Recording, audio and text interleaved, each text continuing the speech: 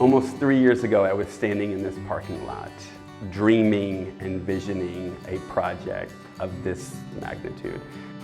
And I knew if I wanted to really make a dent in the houseless experiences of veterans in the city of Portland, I wanted to build affordable housing, permanent supportive housing.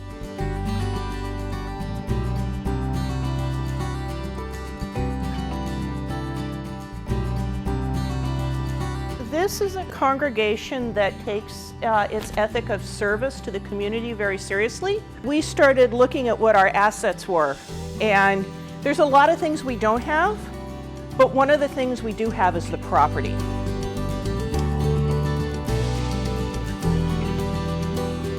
When we ask people to put on that uniform, then we as a society owe these folks another level of support when they return home to us. Most civilians don't understand the totality of what these men and women went through. Not only being in service, but coming home and being rejected, maybe family or friends not understanding where they're at mentally, and not having those personal connections that they used to have. Now they have four walls around them, and that is a big thing. But then you see, as months pass, them getting better at it. They utilize our services to grow. The church is awesome. Like every Thursday they have a food truck that comes in. Every Friday they have a food bank drive, and I find myself going over there and helping them out and hanging out with them as much as possible. What we have seen is when a veteran is placed into a veteran-specific community, they are more likely to engage with their neighbors, with the staff, social workers, and case managers and peer support specialists, and with the community overall. Community is where when you walk into a room, it's like going into Cheers. Everybody knows your name and they're happy to see you.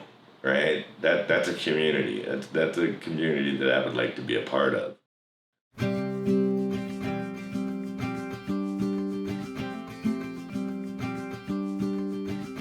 What permanent supportive housing offers is the security of housing and knowing that there's some stability there with support services that come in and help folks really integrate back into housing, living in community with neighbors, kind of navigating life.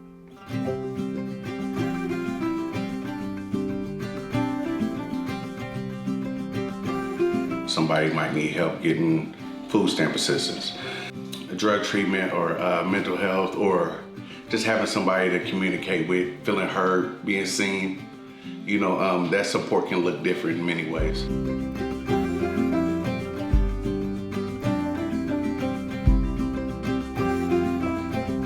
I remember the first time a veteran came into my office, sat down in my chair, and he looked at me and he asked me, "Are you a veteran?"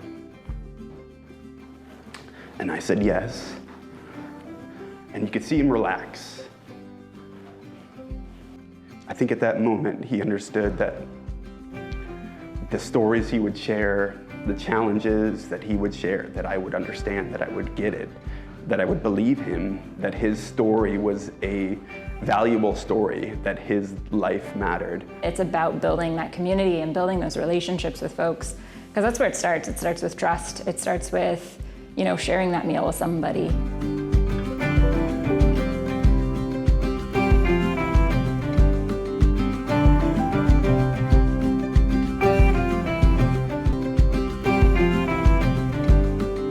It does help to have a veterans community, because we're kind of the only ones that can kind of keep each other in check, comfortable talking to them and other vets, So as a community of veterans trying to stick together and do something, it's better for vets. It's a great neighborhood. This is the best place I've ever been to. Got on the waiting list for Findley Commons, moved in 5 months later, and it's been the absolute blessing. You didn't know that.